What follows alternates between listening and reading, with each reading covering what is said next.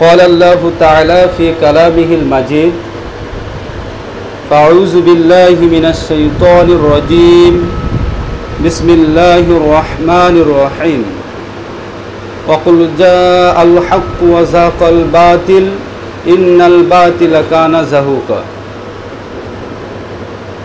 আলহামদুলিল্লাহ সমস্ত প্রশংসা তারিফ আল্লাহ সুবহানাহু ওয়া তাআলার দরবারে, যিনার অশেষ মেহেরবানিতে আমরা দূর দূরান্ত থেকে এখানে এসে সুস্থ এবং স্বাভাবিক অবস্থায় জুমার সলাতের জন্য প্রস্তুত হতে পেরেছি। এই জন্য রব্বুল আলামিনের শুকরিয়া আদায় করি আলহামদুলিল্লাহ। দরুদ ও সালাম বর্ষিত হোক মানবতার মহান শিক্ষক, মহান আদর্শ মহাপুরুষ হযরত মুহাম্মদ সাল্লাল্লাহু আলাইহি ওয়াসাল্লামের উপর। আল্লাহুম্মা সাল্লি আলাইহি আল্লাহুম্মা বারিক আলাইহি।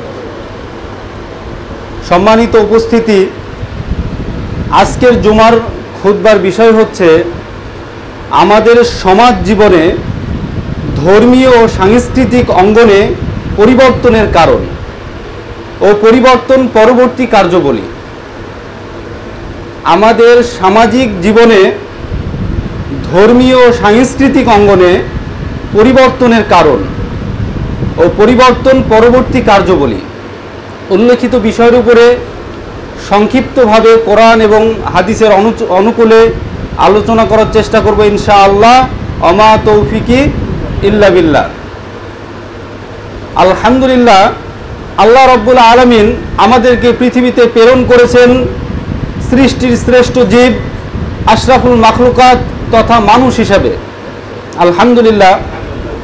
আর এই মানুষ তথা আশরাফুল মাখলুকাত পৃথিবীতে আসার পরে সমাজবদ্ধভাবে একে অপরে ঐক্যবদ্ধভাবে বসবাস করে।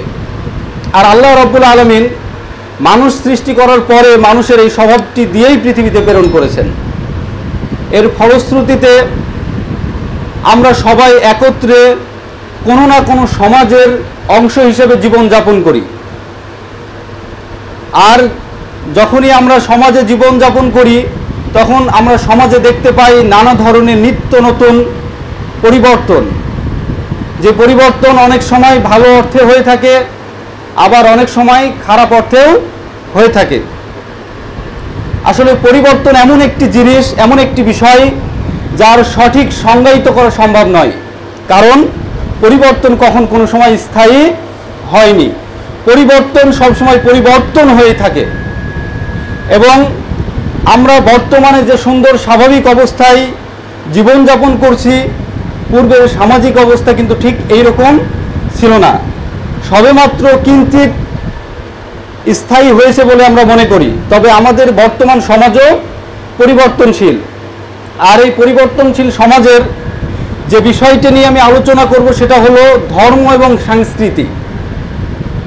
সমাজ অবকাঠামো এবং সমাজের সবচেয়ে দ্রুত পরিবর্তনশীল হলো সাংস্কৃতিক অঙ্গন, যেটা সাংস্কৃতিক অঙ্গনটা অনেক সময় ধর্মকে প্রভাবিত করে, ধর্ম অনেক সময় সাংস্কৃতিক অঙ্গনকে প্রভাবিত করে। এই দুইটি একে অপরের সাথে সম্পর্কযুক্ত। সামাজিক পরিবর্তনের ব্যাপারটি খুব ব্যাপক। এরপরে কোরআন এবং সহিহ সুন্নাহ দ্বারা আমি যতটুকু বোঝানোর চেষ্টা করব, তার পূর্বেই আমি একটা হাদিস আপনাদেরকে বলে নিব। রাসূল সাল্লাল্লাহু আলাইহি ওয়াসাল্লামের একজন বিখ্যাত সাহাবী হুযায়ফা ইবনে ইয়ামান রাদিয়াল্লাহু তাআলা আনহু, আপনারা সবাই জানেন যে সাহাবীর ব্যাপারে অনেক কথা আমরা শুনতে পাই। উনি রাসূল সাল্লাল্লাহু আলাইহি ওয়াসাল্লামের খুব বিশ্বস্ত একজন সাহাবী ছিল এবং মুনাফিকের যে লিস্ট ছিল সেটা কিন্তু ওনার কাছেই ছিল। ওমর রাদিয়াল্লাহু তাআলা আনহুর মতো মানুষ তাকে যে বলে যে আমার নামটা ওই লিস্টে আছে কিনা জেনে নেওয়ার জন্য। যাই হোক, হুযায়ফা ইবনে ইয়ামান রাদিয়াল্লাহু তাআলা হতে বর্ণিত, তিনি বলেন লোকেরা রাসূল সাল্লাল্লাহু আলাইহি ওয়াসাল্লামকে কল্যাণ সম্পর্কে প্রশ্ন করত যে রাসূলুল্লাহ কিতে কল্যাণ পাওয়া যাবে, কিন্তু আমি সর্বদা রাসূল সাল্লাল্লাহু আলাইহি ওয়াসাল্লামকে অকল্যাণ সম্পর্কে প্রশ্ন করতাম। আমি অকল্যাণ সম্পর্কে প্রশ্ন করতাম এই কারণে যে যাতে অকল্যাণ আমাকে পেয়ে না বসে, অকল্যাণ যেন আমাকে কখনো পেয়ে না বসে বা অকল্যাণের জন্য কখনো আমি শিকার না হই, এই জন্য আমি রাসূল সাল্লাল্লাহু আলাইহি ওয়াসাল্লামকে সর্বদা অকল্যাণ সম্পর্কে প্রশ্ন করতাম।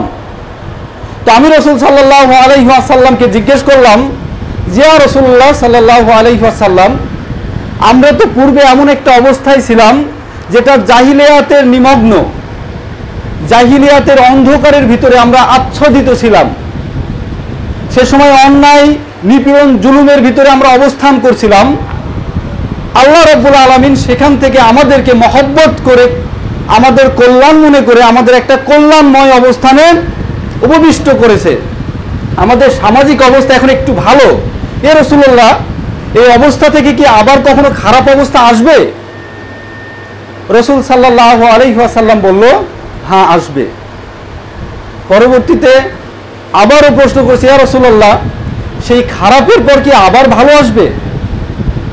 তখন রাসূল সাল্লাল্লাহু আলাইহি ওয়াসাল্লাম বললেন, আসবে, তবে সেই ভালোটা হবে একটু অস্পষ্টতায়, একটু অস্পষ্ট ভালো হবে।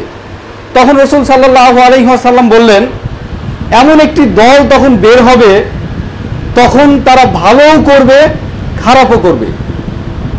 তাদের ভালো বিষয়টা হবে অস্পষ্ট, একাধারে তারা ভালোও করবে, খারাপও করবে। সাহাবী তখন রাসূল সাল্লাল্লাহু আলাইহি ওয়াসাল্লামকে আবারও প্রশ্ন করলো, হে রাসূল সাল্লাল্লাহু আলাইহি ওয়াসাল্লাম, এই খারাপের পরে কি আবার ভালো হবে? তখন রাসূল সাল্লাল্লাহু আলাইহি ওয়াসাল্লাম বললেন, হ্যাঁ হবে। সাহাবী আবারও প্রশ্ন করলো, রাসূল সাল্লাল্লাহু আলাইহি ওয়াসাল্লাম, এই খারাপের পরে কি, এই ভালোর পরে কি আবার খারাপ হবে? তখন রাসূল সাল্লাল্লাহু আলাইহি ওয়াসাল্লাম বললেন, হ্যাঁ, এই ভালোর পরে আবারও খারাপ হবে। এবার সাহাবী প্রশ্ন করলেন, রাসূল সাল্লাল্লাহু আলাইহি ওয়াসাল্লাম, এই খারাপটা কেমন?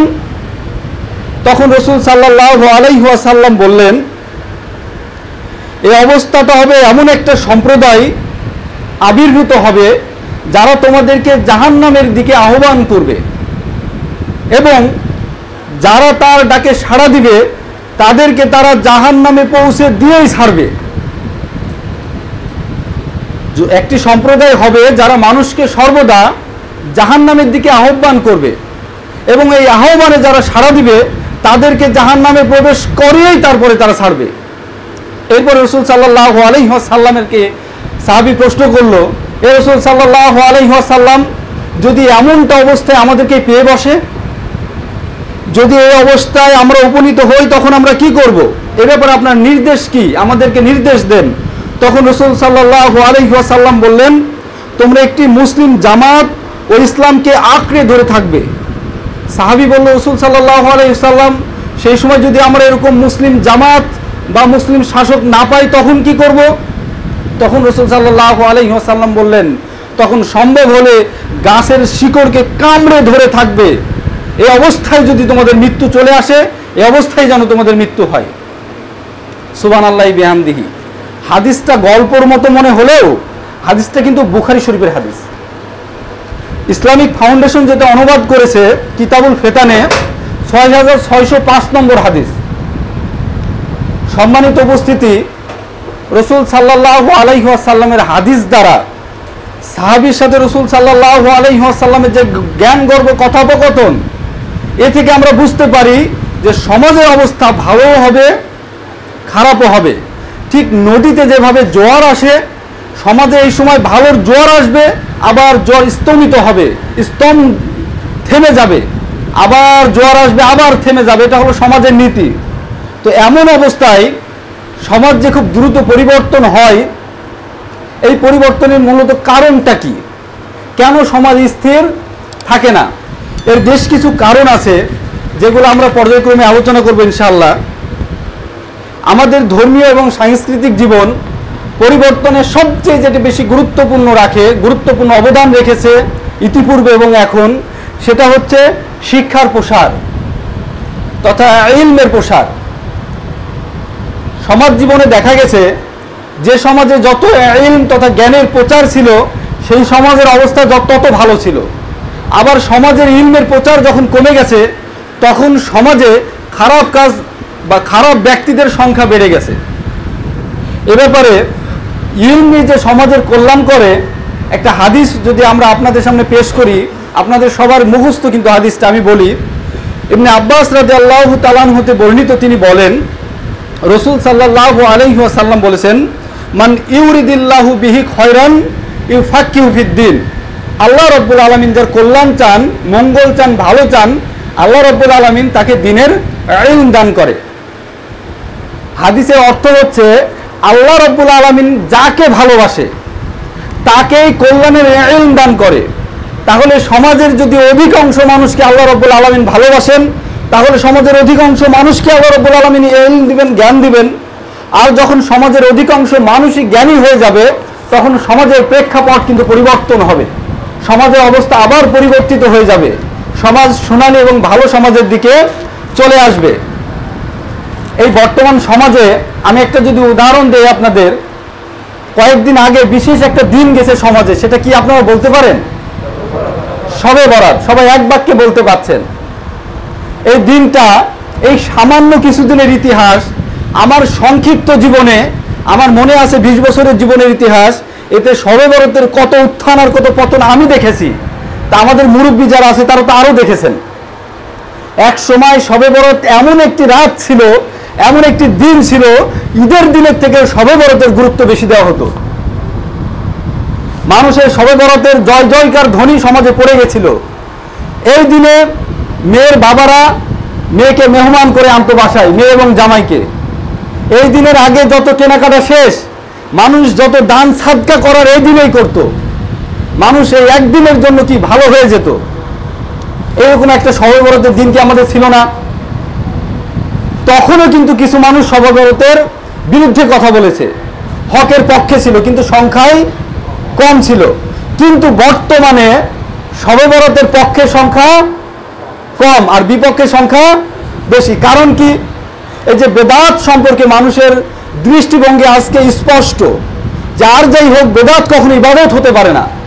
বেদাত যত ভালোই হোক, বেদাত পরিত্যাজ্য। আজকে অনেক আহলে হাদিস বা সালাফি বিদ্বানদের কথা আপনি যদি বাদও দেন, অনেক আহলে হাদিস বিদ্বান বর্তমানে ফতোয়া দিচ্ছে শবে বরাত করা বৈধ নয়। এটা কিসের কারণে সৃষ্টি হয়েছে বলেন তো? এটা সৃষ্টি হয়েছে শুধুমাত্র জ্ঞানের কারণে। সে আলেম বুঝে ফেলেছে যে শবে বরাতের ভিতরে কোনো কল্যাণ নাই, এই জন্য সে শবে বরাত বাদ দিচ্ছে। সাধারণ মানুষ বুঝে ফেলেছে, জ্ঞান হয়েছে যে শবে বরাতের ভিতরে কোন কল্যাণ নেই, এই জন্য সাধারণ মানুষ শবে বরাতকে বাদ দিয়ে দিয়েছে। এখন আমার কথা হচ্ছে, তাহলে জ্ঞান কি এই সবে মাত্র আসলো? আগে কি ছিল না? আগে কি জ্ঞান ছিল না?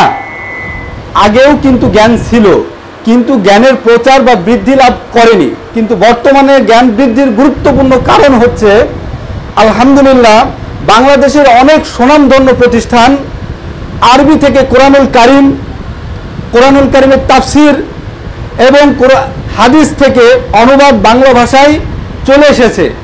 এখন একজন কর্মব্যস্ত মানুষ তার কর্মের ফাঁকেও কিন্তু বাংলা হাদিস বা কোরআনুল কারিমের বাংলা অনুবাদ পড়তে পারছে। আমাদের হাদিস ফাউন্ডেশন বাংলাদেশ সেই অনেক পূর্বে শবে বরাত বইটা বের করে মানুষের হাতে হাতে দিয়েছে। কিভাবে শবে বরাত পালন করব এই উদ্দেশ্য নিয়ে মানুষ শবে বরাত বইটা কিনেছে।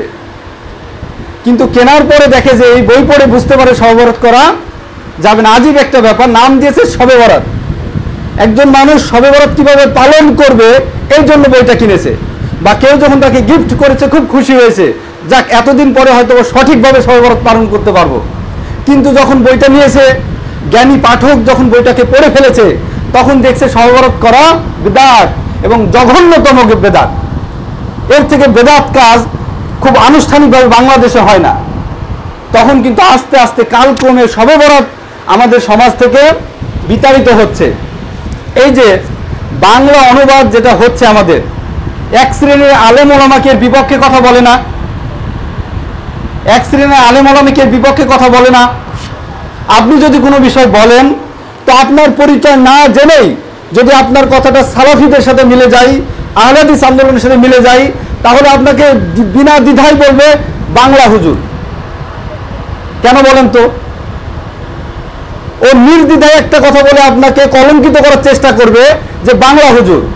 আচ্ছা, বাংলা হুজুর হয়ে তো আমি বাংলা দিয়ে যদি আমি সঠিক ধর্ম পালন করতে পারি, আর তুমি দাওরা হাদিস মানে পড়ে 10 বছর পরে যদি তোমার কাছে রফলাদাইনের হাদিসটা না পৌঁছায়, এতবার বর্ণিত হাদিস, তাহলে তোমার আরবি পড়ার দরকারটা ছিল কি? বরঞ্চ তোমার বাংলা পড়াই ভালো ছিল। আজকে আমার ভাই ইঞ্জিনিয়ারিং পড়েছে, আরবি পড়তে পারেনি। ডক্টরেট করেছে, আরবি পড়তে পারেনি, ডাক্তারি পড়েছে, আরবি পড়তে পারেনি, সুযোগ হয়নি।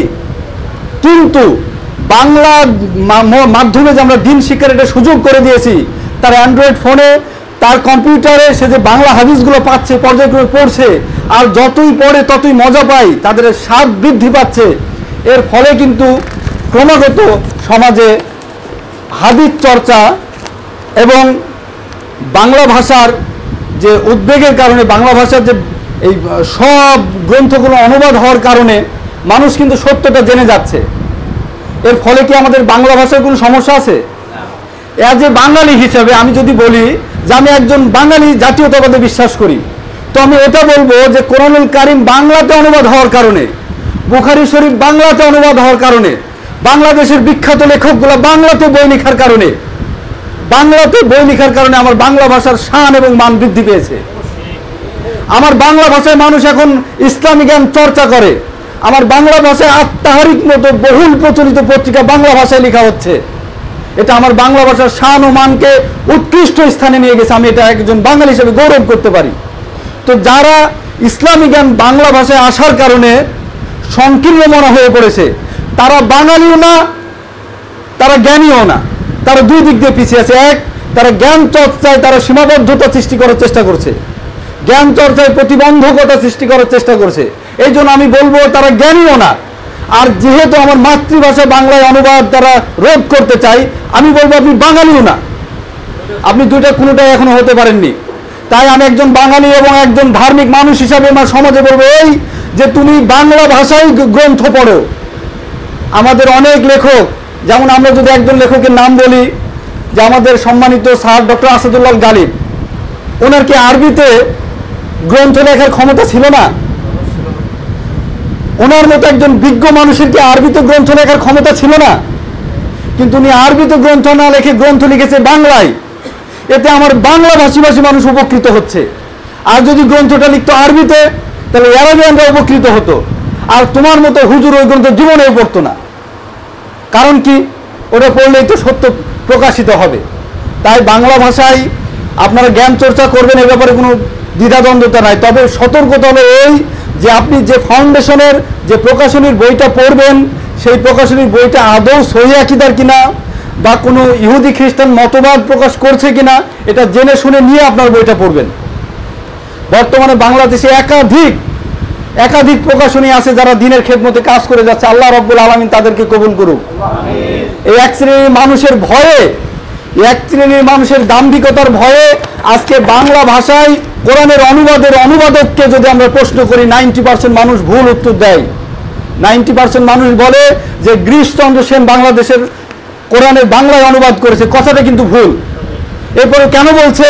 কেন আমার দ্বীনী ভাইরাই বাংলা অনুবাদটা আমাদের সামনে উপস্থাপন করতে পারেনি? শুধুমাত্র এই বেদাতি আলেমদের কারণে, যে তারা আবার সেই মিছিল ডাকবে, আবার প্রতিবাদ করবে, আবার হরতাল করবে বাংলা ভাষায় কোরআন অনুবাদ করার কারণে।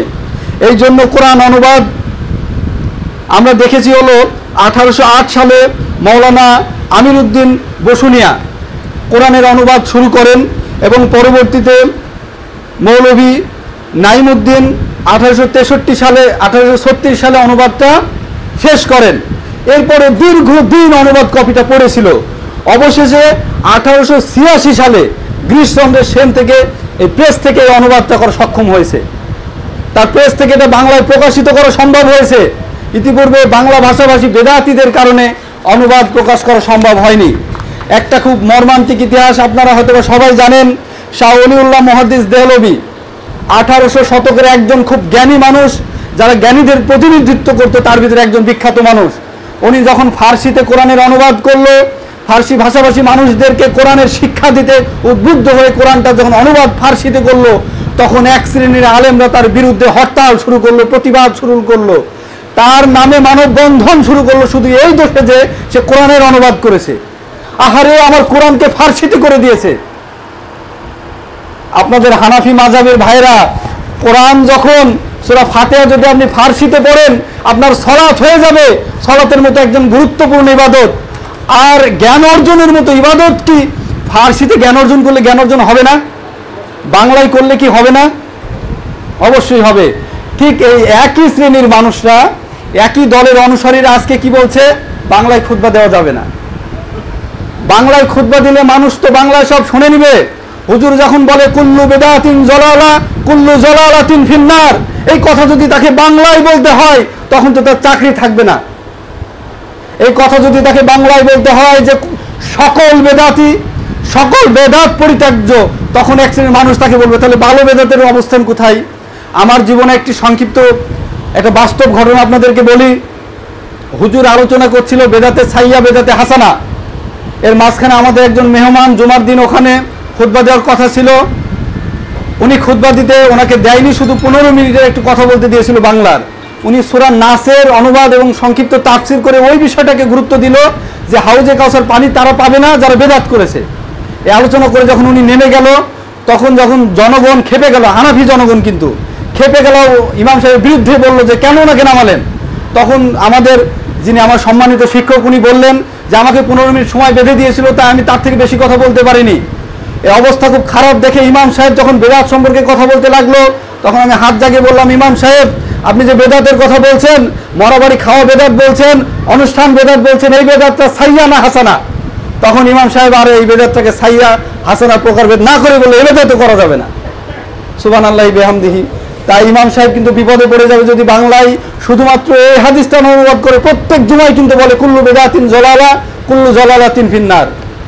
যাই হোক, আল্লাহ রাব্বুল আলামিন আমাদের শিক্ষা অর্জনের তৌফিক দান করুক, আমিন। সমাজ যে প্রতিনিধিত্ব করে ধর্মের, এই ধর্মের যে পরিবর্তন আসে তার গুরুত্বপূর্ণ একটি বিষয় হচ্ছে সরকার ব্যবস্থা বা রাজনৈতিক ব্যবস্থা। রাজনৈতিক ব্যবস্থা কিন্তু একটা গুরুত্বপূর্ণ বিষয়। রাজনৈতিক ব্যবস্থার কারণে অনেক সময় ধর্মের পরিবর্তন দেখা দেয়। যেমন আমাদের ভারত উপমহাদেশে ধর্ম আসার পরপরই যারা শাসক ছিল অধিকাংশ কিন্তু শিয়া শাসক ছিল। এরপরে যখন শাসক আসলো অধিকাংশ ছিল আপনার শৈথিল্যবাদী শাসক। পর্যায়ক্রমে শাসন ক্ষমতা যাদের কাছেই গেছে তারা কোনো না কোনো দিক থেকে ধর্মকে কলুষিত করেছে। এই এক পর্যায়ে শাসন ক্ষমতা যখন যার হাতে থাকে তার পক্ষের মানুষই তার পক্ষের যে মতবাদ সেটা প্রচার করে। এই যে শবে বরাত কারা প্রচার করেছে? এই যে ধর্মের নামে যে বেধর্মীয় বিচার আচার এটা কারা প্রচার করেছে? শাসকরা করেছে। তবে এই শাসকদের ভিতরে একজন শাসকের নাম আমরা বলতে পারি যিনি ইসলামের ইতিহাসে আমাদের সহিহ আকীদার পক্ষে অনেক কাজ করেছে। আপনার নামটা হয়তো সবাই জানেন, নওয়াব সিদ্দিক হাসান খান ভূপালী। ভারতের ভূপাল রাজ্যের যিনি রাজা ছিলেন, উনি প্রথম জীবনে ওনার ইতিহাস সবাই আপনারা কিন্তু জানেন। খুব ছোটবেলায় ওনার মা ওনাকে মসজিদে রেখে আসতো এই জন্য যে বড় হয়ে যেন ইসলামের পক্ষে কাজ করে। এরপরে বড় হতে না হতেই তার বাপ যখন মারা যায় অধিক দুঃখে কষ্টে সে লালিত পালিত হয়, জ্ঞান অর্জন করে এবং এক রাজ দরবারে তিনি একটা ছোট্ট চাকরি নেন। সেখানে চাকরি করা অবস্থায় রাজাটা মারা যায়। আল্লাহর অশেষ রহমতে ওই রাজার মেয়ের সাথে ওনার বিবাহ হয়। এরপরে উনি ওখানে রাজার দায়িত্ব পালন করে, এই জন্য ওনাকে নবাব উপাধি দেওয়া হয়। উনি যখন রাজ্য ক্ষমতায় গেলেন তখন উনি সৌদি আরব থেকে ইসলাম প্রচারের উদ্দেশ্যে তিনি ফতুল বাড়ি এবং ইবনে কাসিরের খণ্ডগুলো এনে তিনি ভারতবর্ষে বিনা খরচে মানুষের কাছ থেকে টাকা পয়সা না নিয়ে এটা বিতরণ করত। এবং উনি একটা সেখানে আদেশ জারি করেছিল এই বলে যে কেউ যদি বুলুগুল মারাম মুখস্থ করে তৎকালীন সময় তাহলে তাকে 30 রুপি দিবে, কেউ যদি মিশকাত মুখস্থ করে তাকে 50 রুপি দিবে, কেউ যদি বুখারি মুখস্থ করে তাকে 100 রুপি দিবে। এইভাবে তিনি রাজনৈতিক পৃষ্ঠপোষকতায় ধর্ম চর্চাকে গুরুত্ব দিয়েছে। আমরা বর্তমানে যে অবস্থায় আছি এটা ক্লিয়ার করা দরকার। এখন সরকারের অধীনে আমাদের কি ধর্ম চর্চা করার সুযোগ আছে কি নাই? আছে কি নাই? যদি নাই থাকতো তাহলে আপনি এখানে মসজিদ করতে পারতেন। সমাজের অধিকাংশ মানুষই তো চাচ্ছে না যে এখানে মসজিদ হোক। এরপরে আপনারা এখানে মসজিদ করে সালাত আদায় করতে পারছেন শুধুমাত্র রাষ্ট্রীয় পৃষ্ঠপোষকতায়। আমি এটা বলবো, সরকার যদি আপনাদের এখানে যদি সরকার ব্যবস্থা না থাকতো তাহলে আমরা আপনাকে এখানে আসতে পারতাম? এলাকার জনগণ যেভাবে মসজিদ ভেঙে দিয়েছে সেভাবে আমার আপনার পাও ভেঙে দিত। তাই বর্তমান সরকারের অধীনে বা বাংলাদেশের ইতিহাসে যে সরকারই আসুক ধর্ম চর্চায় অন্তত কোনো বাধা নেই। ধর্ম প্রচারে কিছুটা বাধা থাকলেও ধর্ম চর্চায় কোনো বাধা নেই। এখন বর্তমানে যে অবস্থা আমাদের বিরাজ করছে। এই অবস্থায় সবচেয়ে আমাদের গুরুত্বপূর্ণ যে বিষয়, সেটা আমাদের অচিরেই সবাইকে একত্রে ধর্ম চর্চা করা দরকার। সে পরিবেশ এখন বর্তমানে আছে। আপনার ঘরের ভিতরে আপনি কোরআন কারীম যদি তেলাওয়াত করেন, অধ্যয়ন করেন, কেউ আপনাকে বাধা দিবে না। এরপরে তৃতীয় বিষয় হলো ধর্মীয় মূল্যবোধের প্রচার ও প্রসার।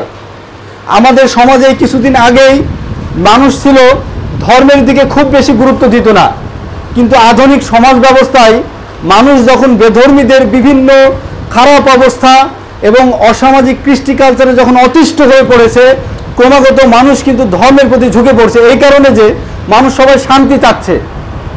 এই যে করোনাকালীন সময়ে আপনারা দেখবেন অনেক মানুষ কিন্তু, আমরা ফেসবুকে স্ট্যাটাস পেয়েছি, কোরআনের এত পারা মুখস্থ করেছে, এতটা হাদিস মুখস্থ করেছে, বাচ্চাকে কোরআন শিখাইছে। এগুলো কিন্তু আপনার বর্তমান সমাজ ব্যবস্থায় মানুষ কিন্তু অনেকটা ধার্মিক হতে শুরু করেছে। সমাজ পরিবর্তনের আর একটা গুরুত্বপূর্ণ মাধ্যম হচ্ছে যোগাযোগ ব্যবস্থা। ইতিহাস লক্ষ্য করলে আপনারা দেখবেন তৎকালীন সময়ে যেখানে যোগাযোগ ব্যবস্থা যত ভালো ছিল, সেখানে ধর্মীয় এবং সামাজিক অবস্থা তত ভালো। প্রত্যেকটা শহর গড়ে উঠেছিল নদীকেন্দ্রিক, কারণ তৎকালীন সময়ে নদীকেন্দ্রিক যাতায়াত অবস্থা ছিল। আমাদের এই বাংলাদেশের যাতায়াত ব্যবস্থা তখন কিন্তু আপনার উত্তর অঞ্চলে ভালো ছিল, যার ফলশ্রুতিতে দেখবেন যে উত্তর অঞ্চলে অনেক জায়গায় কিন্তু সালাফি মানহাজ অনেক আগে থেকে আছে, সোয়াকিদার দাওয়াত কিন্তু অনেক আগে থেকে আছে। এরপরে আমরা যদি বলি ভারতের কেরালা, সেখানে কিন্তু অনেক আগে থেকেই সোয়াকিদার দাওয়াত আছে। এমনকি যে জায়গা থেকে সৌদি আরব যাওয়া, যে জায়গা থেকে আরব আমিরাতে যাওয়ার ব্যবস্থা যত ভালো ছিল তৎকালীন সময়ে, সেই জায়গায় সোয়াকিদার দাওয়াত তত বেশি ভালো ছিল। এর মৌলিক কারণ হচ্ছে সেই জায়গার মানুষ বিভিন্ন কারণে সৌদি আরব যেত, আবার ওই এলাকার মানুষ বিভিন্ন কারণে বাংলাদেশে আসতো।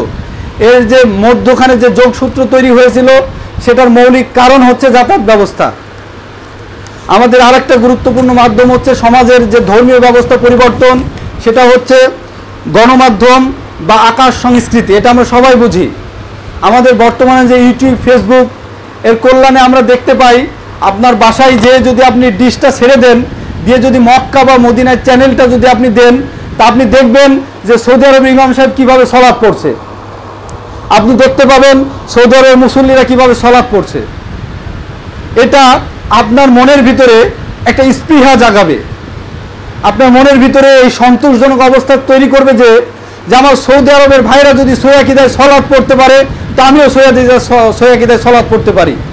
এই কিছুদিন আগেই যখন আমরা রফলাদান করে সলাৎ পড়তাম, সোয়াকিদায় সলাৎ পড়তাম, তখন আমাদেরকে বলা হতো যে তোমাদের সংখ্যায় কম, তোমরা অল্প কিছু মানুষ, তোমাদেরকে ফু দিলেই তো উড়ে যাবা, তোমাদেরকে হিসু করলে ডুবে যাবা, তোমাদের কেন সলাত আদায় করার সময় এই রফলাদান করা দরকার? কয়জন আছে তোমাদের সোয়াকিদার? আলহামদুলিল্লাহ, একের সংস্কৃতি বা গণমাধ্যমের ফলে আমাদের বুকে একটা সাহস সঞ্চারিত হয়েছে। আমরা একা নই, শুধু বাংলাদেশ, ভারত উপমহাদেশ কেন, সারা বিশ্বে সোয়াকিদার মানুষই সব থেকে বেশি। যত মুসলিম আছে তার ভিতরে সোয়াকিদার মানুষই সব থেকে বেশি। এটা আপনি আপনার ব্যক্তিগত পর্যবেক্ষণ যদি করে দেখেন, ভারত আছে, বাংলাদেশ আছে, আমরা এই অঞ্চলের মানুষ ক্রমাগত কিন্তু আমাদের সোয়াকিদার দাওয়াত বৃদ্ধি পেতেই চলেছে। আজ থেকে 10 বছর আগে আপনি কয়জন পাইতেন যে মসজিদে একটু জোরে আমিন বলতো? আমাদের কয়টা মসজিদ ছিল? কিন্তু আজকে কিন্তু সেটা ক্রমাগত বৃদ্ধি পেতে এমন একটি অবস্থানে এসে উপনীত হয়েছে। আলহামদুলিল্লাহ, আশা করা যায় আগামী 10 বছর পরে, ইনশাআল্লাহ সোয়াকিদার মানুষই বাংলাদেশের প্রতিনিধিত্ব করবে, ইনশাআল্লাহ আশা করা যায়। আল্লাহ রাব্বুল আলামিন আমাদের সেই তৌফিক দান করুন, আমিন। আর আমি যতগুলো কারণ বললাম, শুধু এই কারণ না, আরো অনেক কারণ আছে সামাজিক ক্ষেত্রে, সমাজের ক্ষেত্রে ধর্মের পরিবর্তনের সবচেয়ে যে বিষয়টা গুরুত্বপূর্ণ অবদান রেখেছে, সেটা হলো সামাজিক আন্দোলন। আমি যদি বলি ভাই সামাজিক আন্দোলন কি, সামাজিক আন্দোলন অবস্থা কি, আপনারা হয়তো সবাই বলতে পারবেন। শুনে রাখুন, ধর্মের চরমপন্থার কোনো স্থান নেই, আবার শৈথিল্যবাদিতার কোনো স্থান নেই। তবে সমাজে আমাদের আস্তে আস্তে ক্রমাগত যেই দিকটা নিয়ে আগাতে হবে, সেটা হলো সামাজিক আন্দোলন। আপনি যে কোনো অবস্থানে থাকেন না কেন, আপনাকে সামাজিক আন্দোলনের সাথে থাকতেই হবে। যদি সামাজিক আন্দোলনের সাথে আপনি না থাকেন, তাহলে আপনি আপনার সমাজ ব্যবস্থাকে এগিয়ে নিতে পারবেন না। এই কিছুদিন আগেই যদি একজন যুবক সেই আকীদার কথা বলতো, সমাজের মানুষ বলতো যে তুই কিন্তু চাকরি পাবি না। এই কিছুদিন আগে যদি বলতো যে তুই যদি সেই আকীদার কথা বলিস তোর কিন্তু বিবাহ হবে না। যদি মুরব্বী হয় তাহলে বলতো মুরব্বী আপনার মেয়ের কিন্তু বিবাহ দিতে পারবেন না, আপনাদের সাথে ব্যবসা বাণিজ্য সম্পর্ক ছিন্ন করব, নানাবিধি কথা কিন্তু বলতেই আছে। এরপরেও কি সমাজের সেই আকীদার মানুষকে স্তম্ভিত করে রাখতে পেরেছে? থামিয়ে রাখতে পেরেছে? কারণ কি, আমরা সবাই সমাজে একে অপরের সাথে সামাজিক আন্দোলনে সংঘবদ্ধ। আমি যদি বলি ভাই, বাংলাদেশে আহলে হাদিস আন্দোলন বাংলাদেশ সে অনেক আগে থেকে এই পর্যন্ত সামাজিক ক্ষেত্রে ধর্মের প্রচার করে আসছে। আপনারা বলবেন যে ভাই আমাদের সমাজে সবাই তো আহলে হাদিস আন্দোলনের সদস্য না। আমি বলবো একটা আন্দোলনের তিনটা দিক থাকে। একটা হলো নেতাকর্মী। আহলে হাদিস আন্দোলন বাংলাদেশের কিছু নেতাকর্মী আছে যারা সামনের সারিতে থেকে আহলে হাদিস আন্দোলন বাংলাদেশকে দিক নির্দেশনা দিয়ে যাচ্ছে, পথের দিশা দিয়ে যাচ্ছে। এবং এক শ্রেণীর মানুষ আছে যারা কর্মী, তারা তাদের সাথে কাঁধে কাঁধ মিলে কাজ করে যাচ্ছে। কিন্তু মনে রাখবেন, সামাজিক আন্দোলনের এই দুইটা শ্রেণীর শেষ না। আর একটা শ্রেণী আছে যারা মনসম্মতির মাধ্যমে এই দুইটা শ্রেণীকে সামনের দিকে এগিয়ে দিচ্ছে। আপনাকে যদি বলি যে ভাই আপনি 1 কপি সলাতে রাসূল কিনেছেন, তাহলে আপনি বলবো আপনিও আহলে হাদিস আন্দোলন বাংলাদেশের একজন সাথী ভাই। হতে পারে সামাজিক বা রাজনৈতিক কোনো চাপের কারণে আপনি আমাদের সাথে ফর্ম পূরণ করে সদস্য হতে পারেননি। হতে পারে আপনার ব্যক্তিগত দিক থেকে এখনো আপনার কনসেপ্ট এখনো ক্লিয়ার হয়নি, আপনি হয়তোবা ফর্ম পূরণ করে কর্মী আমাদের এখনো হননি। তবে আমি কথা আপনাকে নিশ্চিত করে বলছি ভাই, বাংলাদেশে সহিহ আকীদার মানুষ যা আছে তার 99% আমি বলবো না, আমি বলবো 100% মানুষ বাংলাদেশে আহলে হাদিস আন্দোলন বাংলাদেশের সাথে আছে। এক শ্রেণীর মানুষ আছে যারা বিজ্ঞ, যারা চৌকুশ নেতৃত্ব দিয়ে আহলে হাদিস আন্দোলন বাংলাদেশকে এগিয়ে নিয়ে যাচ্ছে। এটা একটি সামাজিক আন্দোলন। আহলে হাদিস আন্দোলন বাংলাদেশ কোনো রাজনৈতিক বা চরমপন্থী আন্দোলন না। আহলে হাদিস আন্দোলন বাংলাদেশ যদি কোনো চরমপন্থী আন্দোলন হতো, কোনো রাজনৈতিক আন্দোলন হতো, তাহলে রাজনৈতিক পট পরিবর্তনের সাথে সাথে আহলে হাদিস আন্দোলনেরও পরিবর্তন হতো। যখন যে সরকার ক্ষমতায়, তার সাপোর্টে সরকার ক্ষমতায় থাকলে আহলে হাদিস আন্দোলন ফুলে ফেঁপে উঠত। আবার সরকার পছন্দের সরকার না হলে আহলে হাদিস আন্দোলনের বাতি নিভে যেত। যেহেতু সেই পূর্ব থেকে এই পর্যন্ত তাদের গতি একই রকম, একইভাবে চলছে, তার মানে এটা প্রমাণ করে আহলে হাদিস আন্দোলন বাংলাদেশ কোনো কোন রাজনৈতিক দলের তোয়াক্কা করে না, কোনো রাজনৈতিক দলকে জি হুজুর করে না। তবে প্রত্যেকটা সরকারকে আহলে হাদিস আন্দোলন বাংলাদেশ শ্রদ্ধা ভরে তাদেরকে স্মরণ করে যায় এবং তাদের নেতৃত্বকে যত দূর মেনে নেওয়া সম্ভব তত দূর মেনে নেয়। কখনো অকারণে কোনো বিপ্লব করে না, অকারণে কোনো অনৈতিকভাবে আহলে হাদিস আন্দোলন বাংলাদেশ কোনো সরকারের পতন ঘটাতে চায় না। এর গুরুত্বপূর্ণ কারণ এই, সরকার যেই হোক, সরকার মাত্র একটি চেয়ার, মাত্র একটা সিস্টেম। সেখানে যে দলই যাক না কেন সেই দলই সরকার বলে গণ্য হবে। বর্তমান ক্ষমতা আছে আওয়ামী লীগ, তাকে আপনি সরকার বলছেন। যদি কখনো বিএনপি যায় তাকে কি বলবেন? যদি জামাত যায় তাকে কি বলবেন? যদি অন্য কোনো দল যায় তাকে কি বলবেন? বাংলাদেশে যে আওয়ামী লীগ যদি এখনো 100 বছর থাকে তাকে আপনি কি বলবেন? আমরা সরকারকে শ্রদ্ধা করি, কোনো দলকে নয়। আহলে হাদিস আন্দোলন বাংলাদেশ সরকারের অধীনে থেকে ধর্মীয়ভাবে সমাজকে সামাজিকভাবে এগিয়ে নেওয়ার চেষ্টা করছে। এক শ্রেণীর মানুষ তারা হলো নেতাকর্মী, আর আরেক শ্রেণীর মানুষ হলো যারা আমাদের মতো কর্মী। আহলে হাদিস আন্দোলন বাংলাদেশকে মনে প্রাণে স্বীকার করে নিয়েছি। আর আরেক শ্রেণীর মানুষ আছে যারা নিজেও জানে না সে আহলে হাদিস আন্দোলনের সাথে আছে, তারা হলো সমর্থক একটা গ্রুপ। আপনি যদি 100 টাকা দিয়ে যদি একটা সলাতে রাসূলও যদি কিনে থাকেন, আপনি আহলে হাদিস আন্দোলনকে কোনো না কোনোভাবে সাপোর্ট করে আছেন। তাই নিরাশ হওয়ার কোনো কারণ নেই। আমরা জোরপূর্বক আপনাকে ফর্ম পূরণ করে নিব না, আপনার ঠিকানা নিব না, আপনার সাথে যোগাযোগ রাখবো না। এই সবচেয়ে গুরুত্বপূর্ণ যে বিষয়টা ভূমিকা রাখেছে সেটা হচ্ছে সামাজিক আন্দোলন। সামাজিক আন্দোলনের একটা গুরুত্বপূর্ণ অংশ হলো আহলে হাদিস আন্দোলন বাংলাদেশ। এই গুটি কয়েক কারণে যখন সমাজে ধর্মের অবস্থা পরিবর্তন হয়েছে, এই পরিবর্তনের পরপরই আমরা যে দেখতে পাচ্ছি মানুষ দিশেহারা অবস্থায় হয়ে গেছে। মানুষ একটি পাগল পাড়ার মতো ঘুরতে আসে। তার গুরুত্বপূর্ণ কারণ হচ্ছে এই পরিবর্তনের পরে যে কি করা লাগবে সেটা মানুষ বুঝতে পারছে না। এই পরিবর্তনের পরে বেশ কিছু কাজ আছে। তার 1 নম্বর কাজ, ধরেন সমাজের অবস্থা পরিবর্তন হয়ে গেছে, এটা আপনারা সবাই বুঝতে পারছেন।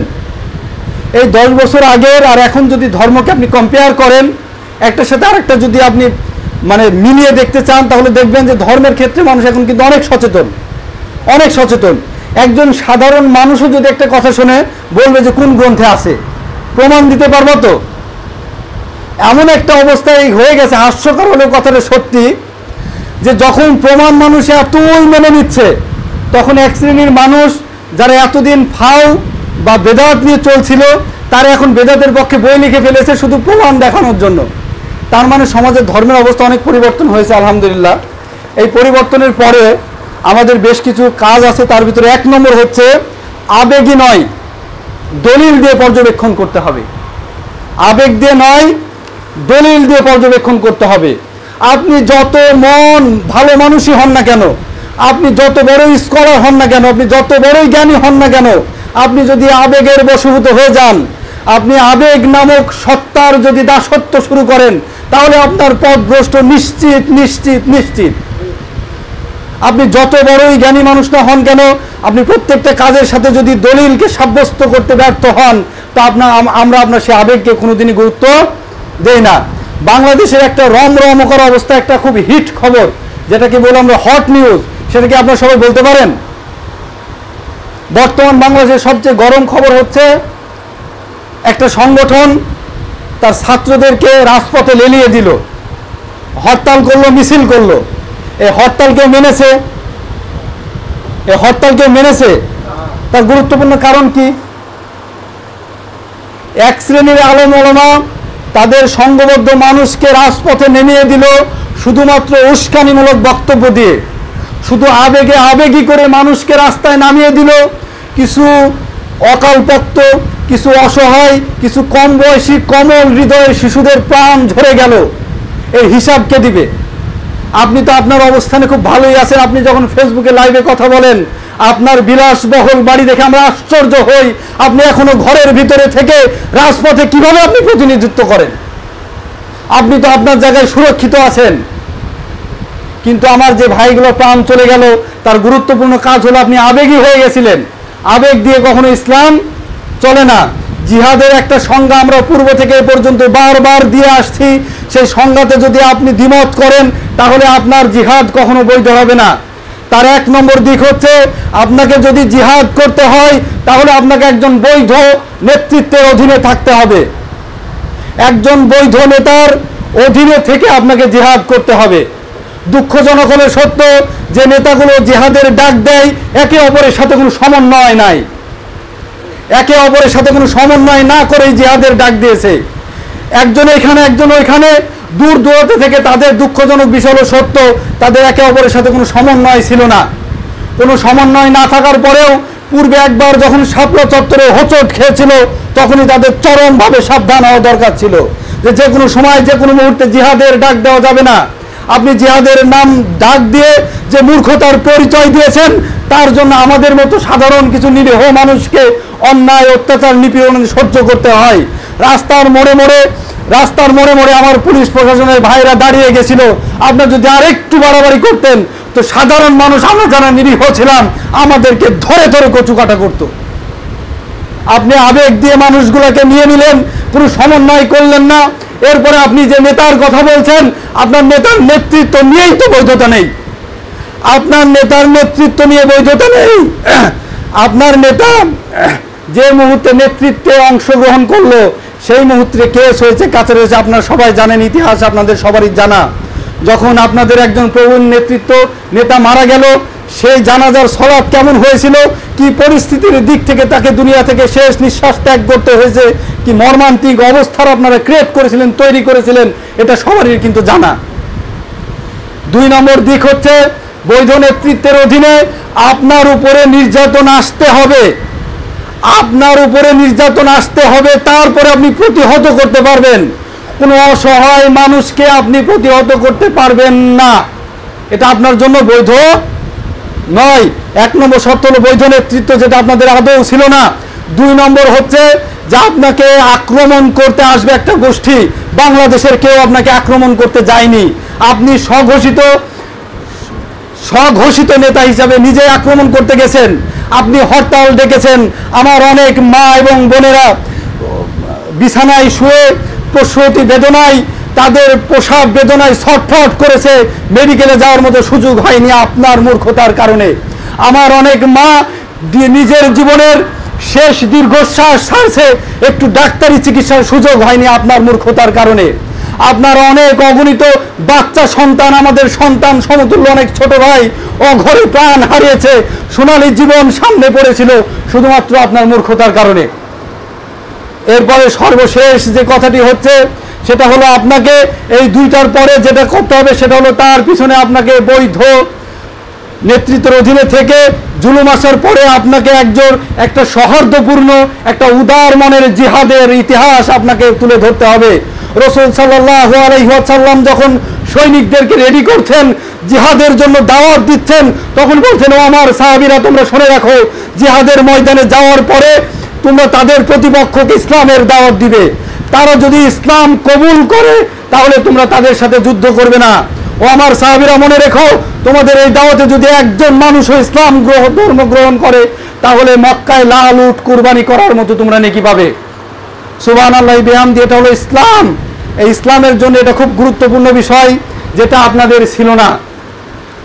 সর্বশেষ যে বিষয় হচ্ছে, আবেগী না হয়ে দলিল দিয়ে পর্যবেক্ষণ করতে হবে। আপনাদেরকে অনুরোধ করি, আপনারা সহিহ আকীদায় এসেছেন, সহিহ আকীদায় আসার পরে আপনাদেরকে নানা মানুষ নানাভাবে উস্কানি দিবে, নানাভাবে আপনাকে গরম করার চেষ্টা করবে।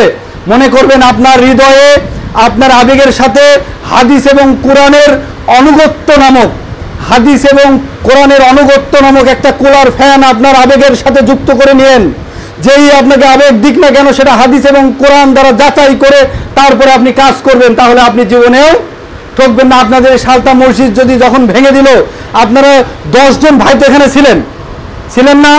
10 জন ভাই যদি 10টা অ্যাটম বোমা নিয়ে 10টা হানাফি মসজিদে দিয়ে যদি বাস্ট করে দিতেন, 10টা হানাফি মসজিদ যদি উড়িয়ে দিতেন, আপনাদের প্রতিশোধ হয়তো বা হতো। কিন্তু এটা ইসলাম অ্যাকসেপ্ট করে। আপনারা তার পরিবর্তে কি করেছেন? তার পরিবর্তে করেছেন আপনাদের মসজিদ রেখেছেন উন্মুক্ত। যারা আপনাদের মসজিদে ভাঙার জন্য নেতৃত্ব দিয়েছে, তারাও যদি এখানে সালাত আদায় করতে আসে, আমরা তাদের আবেগ দিয়ে প্রতিহত করব না, আমরা বিবেক দিয়ে কোরআন এবং হাদিসের দলিল দিয়ে তাদেরকে সাদরে আমন্ত্রণ করতে আমরা এখনো রাজি আছি ইনশাআল্লাহ। এরপরে এর পরবর্তী কথা হচ্ছে, যখন পরিবর্তন চলে আসবে তখন কিন্তু মানুষগুলো পাগল পাড়া হয়ে থাকে, কোনো দিক দিশা পায় না। তখন সবচেয়ে গুরুত্বপূর্ণ বিষয় হচ্ছে আপনাকে জ্ঞান অর্জন করতে হবে। আপনাকে কোরআন এবং সহিহ হাদিস নিয়ে খুব নিবিড় মনোবেশে, খুব আপনার মনোযোগ দিয়ে কোরআন হাদিস দিয়ে বিচার করে পরবর্তী পদক্ষেপ চালাতে হবে, তাহলে আপনি কখনোই সফল হতে পারবেন না। আরও অনেক বিষয় ছিল, সংক্ষিপ্ত সময়ের জন্য বলতে পারলাম না, শুধু পয়েন্টটা উল্লেখ করে যাই। 1 নম্বর বিষয় কি বললাম, সবাই এই কথাটা মনে রাখবেন, পরিবর্তন যে হয়ে গেছে যে কারণেই হোক, এটা তো আপনারা বিশ্বাস করেন, তবে পরিবর্তন পরবর্তী কার্যবলী যেটা যে পদক্ষেপ আপনাদের, এটা সবাই মনে রাখেন। 1 নম্বর কাজ হলো আবেগী নয়, দলিল দিয়ে বিচার করবেন কোরআন ও হাদিসের অনুকূলে। 2 নম্বর বিষয় হলো জ্ঞান অধ্যয়ন করা শুরু করবেন। নানা মুনির নানা মত দিয়ে আপনি চলবেন না, নানা মানুষের নানা কথা আপনি গুরুত্ব দিবেন না, প্রত্যেকের কথাকে কোরআন এবং সহিহ হাদিস দিয়ে মিলিয়ে নেবেন। 3 নম্বর বিষয় হলো পরিবর্তন যখন হবেন তখন সম্পূর্ণরূপেই পরিবর্তিত হবেন। অর্ধেক মেনে নেবেন আর অর্ধেক ছেড়ে দিবেন, তাহলে হবে না। যদি তাই করেন তো 2টা বেদাতের কথা আপনাকে বলছি। 1, সম্মিলিত মোনাজাত করা বেদাত, এটা আপনারা বিশ্বাস করেন? মরা বাড়িতে 40 খাওয়া বেদাত, এটা বিশ্বাস করেন? এই 2টার যদি আপনি একটা মেনে নেন তাহলে তার পরিণতি কি হবে আপনাকে এটা ভয়ঙ্কর পরিণতি বলে যাই।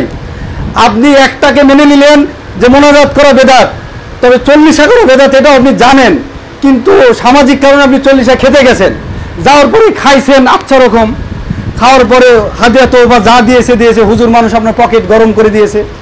এখন শেষ মোনাজাতের সময় যদি আপনি হাত না তোলেন তাহলে হলো হুজুর খাওয়ার সময় হিসাব ছিল না যে 40 করা বেদাত, এখন মোনাজাতের সময় হিসাব করেন আপনি মোনাজাত বেদাত বলবেন আপনাকে এই কথা?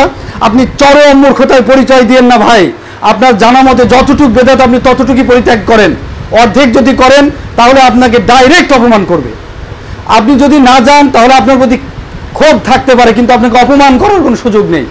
আপনি যদি বলেন এটা হাদিস কোরআনে নাই, আপনার ক্ষোভ থাকতে পারে সামাজিকভাবে, আপনি বলতে পারবেন যে দলিল দেন আমি যাব, কিন্তু আপনি যখন চলেই যাবেন, আপনি 40 খেয়েই ফেলবেন, গরু যখন পেটের ভিতরে ঢুকিয়েই ফেলবেন, মিষ্টি মিষ্টান্ন চাটনি যখন খেয়েই ফেলবেন, দিয়ে যদি মোনাজাত না করেন, তখন বলবে হুজুর খাওয়ার সময় হিসাব ছিল না।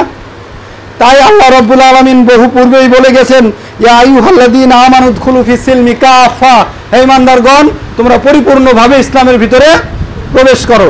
তাই বেদাত যখন আপনি পরিত্যাগ করবেন, তখন সবগুলো পরিত্যাগ করবেন, যতগুলো আপনার জানা সম্ভব যথাসাধ্য। আল্লাহ রাব্বুল আলামিন আপনাদের কবুল করুক, আমিন। পূর্বের কাজের জন্য তওবা করবেন, পূর্বের কাজের জন্য তওবা করবেন। আপনি যতক্ষণ পর্যন্ত, আমি যে সিরিয়ালে বলছি, আপনি আবেগকে কন্ট্রোল করতে না পারবেন, ততক্ষণ পর্যন্ত আপনি বেদাত থেকে বেরিয়ে আসতে পারবেন না। বলবেন পূর্বপুরুষ করেছে আমি করব না, এটা হয়।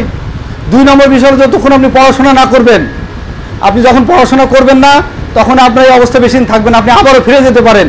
3 নম্বর বিষয় হচ্ছে, সম্পূর্ণরূপে যদি আপনি না আসেন, ওই প্রয়োজন যদি আপনার ভিতরে থেকে যায়, তাহলে আপনার বাকি ইবাদতটুকুও নষ্ট করে দিতে পারে। 4 নম্বর বিষয় হচ্ছে পূর্বের কাজের জন্য তওবা করা। আপনি যতক্ষণ পর্যন্ত পূর্বের কাজের জন্য তওবা না করবেন, ততক্ষণ পর্যন্ত আপনার অন্তর থেকে আফসোস যাবে না। ভাই শোনেন, একজন মানুষ 99 জন মানুষকে হত্যা করেছে, হাদিস তো আপনারা সবাই জানেন, বনী ইসরাইলের কাহিনী। 100 নম্বর ব্যক্তির কাছে, একজন আলেমের কাছে যেটা বলছে, উনি কিন্তু 100 নম্বর ব্যক্তিকে হত্যা করেছিল। কিসের কারণে?